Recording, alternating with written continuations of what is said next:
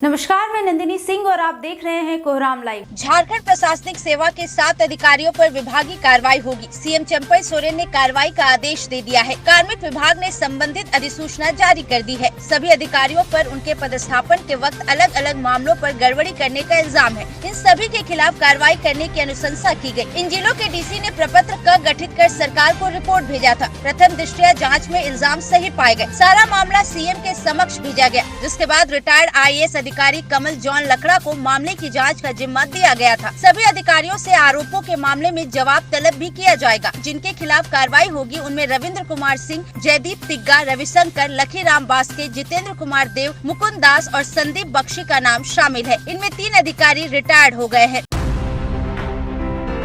बिहार के पूर्व deputy CM और राजद नेता तेजस्वी यादव ने कहा कि देश में सिर्फ झूठ बोला गया है। अगर उनकी सरकार बनी तो देश में 1 करोड़ युवाओं को सरकारी नौकरी दी जाएगी। महिलाओं को 8,000 रुपए महीना दिया जाएगा। गैस सिलेंडर के दाम भी कम किए जाएंगे। मौका था पलामू लोकसभा क्षेत्र के भवनाथपुर और छतरपुर में जनसभा को संबोधित करने का। तेजस्वी यादव यहाँ VIP के सुप्रीमो मुकेश सहनी के लिए लोगों से वोट की अपील करने आए थे। तेजस्वी यादव ने कहा कि आज विपक्ष के लोगों पर केस किया जा रहा है। हेमंत सोरेन और अरविंद केजरीवाल को जेल भेज दिया गया। उनके ऊपर कई मुकदमे किए गए। मुकदमों से डर नहीं लगता है। जब लालू जी नहीं डरे तो लालू जी का लड़का डरेगा। वहीं VIP नेता मुकेश सहनी ने कहा कि ये चुनाव आजादी का चुनाव है। देश का संविधान खतरे में है। वर्तमान केंद्र की सरकार संविधान और लोकतंत्र को नहीं मानती है। उनके विधायकों को खरीद लिया गया।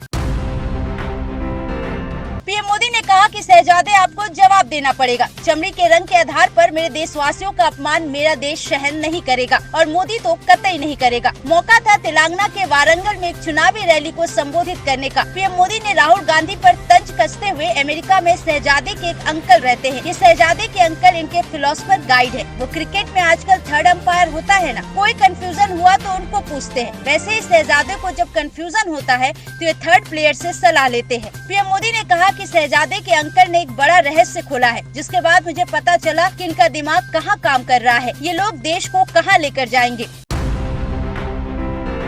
कर्नाटक के पूर्व PM HD देवगौड़ा के बेटे JDS नेता HD रेवन्ना को 14 मई तक न्यायिक हिरासत में भेजा गया है। उन पर एक किडनैपिंग का इल्जाम है। SIT ने बीते 4 मई को उन्हें गिरफ्तार किया गया था। HD रेवन्ना ने मंगलवार को तबियत खराब होने की शिकायत दर्ज कराई थी, जिसके बाद उन्हें हॉस्पिटल ले जाया गया, जहां सारी रिपोर्ट नॉर्मल आई। उन्होंने जमानत याचिका दाखिल की थी। आज सुनवाई के बाद कोर्ट ने उन्हें 14 मई तक न्यायिक हिरासत में भेज दिया है। वहीं उनके बेटे प्रज्वल रेवन्ना पर महिला से दुष्कर्म का इल्जाम है। दूसरे फेज की वोटिंग के बाद वे जर्मनी चले गए, अब तक नहीं लौटे।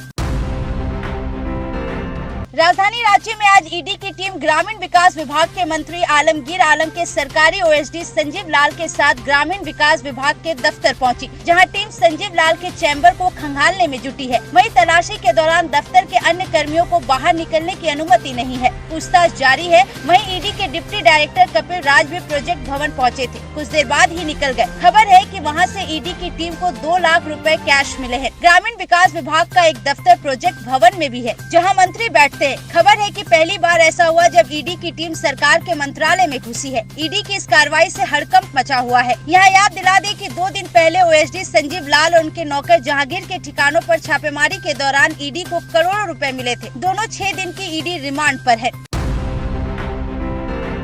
गुजरात में आज भूकंप के झटकों से लगातार 2 बार धरती डोली। जानकारी के अनुसार सोमनाथ और जूनागढ़ एक के बाद एक भूकंप के झटके लगे। महज 4 मिनट के भीतर दोनों झटके महसूस किए गए। रिक्टर स्केल पर भूकंप की तीव्रता 3.4 और 3.7 मापी गई। हालांकि भूकंप से किसी तरह की कोई नुकसान की खबर नहीं मिली है। इस बार में गुजरात राज्य आपदा प्रबंधन प्राधिकरण ने मीडिया को बताया कि भूकंप का केंद्र सौराष्ट्र में तलाल से 12 किलोमीटर उत्तर पूर्वी में स्थित था।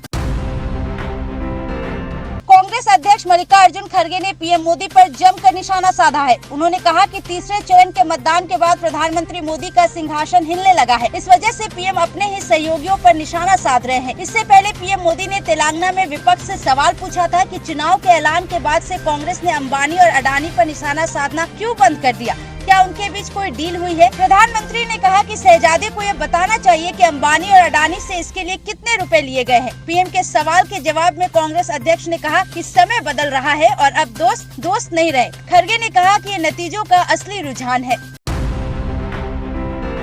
झारखंड में लोगों को भीषण गर्मी से राहत मिली है। बीते कल हुए बारिश के बाद जिसमें तापमान में कमी आई है और मौसम ठंडा हो गया है। मौसम विभाग के अनुसार अगले 4 दिनों तक राज्य का मौसम ऐसा ही रहेगा। कई जिलों में 10 मई तक बारिश के साथ ठंडा की संभावना है। हालांकि उसके बाद फिर से तापमान बढ़ सकता है। मौसम वैज्ञानिक अभिषेक आनंद के अनुसार उत्तर पूर्व मध्य प्रदेश पर एक साइक्लोन सर्कुलेशन बना हुआ है। वहीं नॉर्थ उड़ीसा से लेकर राजस्थान तक एक टर्फ क्रिएट हुआ है जो छत्तीसगढ़ और मध्य प्रदेश से क्रॉस कर रहा है। इसके साथ दक्षिणी झारखंड पर साइक्लोनिक सर्कुलेशन इनके साथ मर्ज हो गया है। इसी वजह से कहीं हल्के तो कहीं मध्यम दर्ज की बारिश हुई। ऐसे ही झारखंड और देश दुनिया की झटपट खबरों के लिए बने रहिए कोहरामलाइव.com के साथ।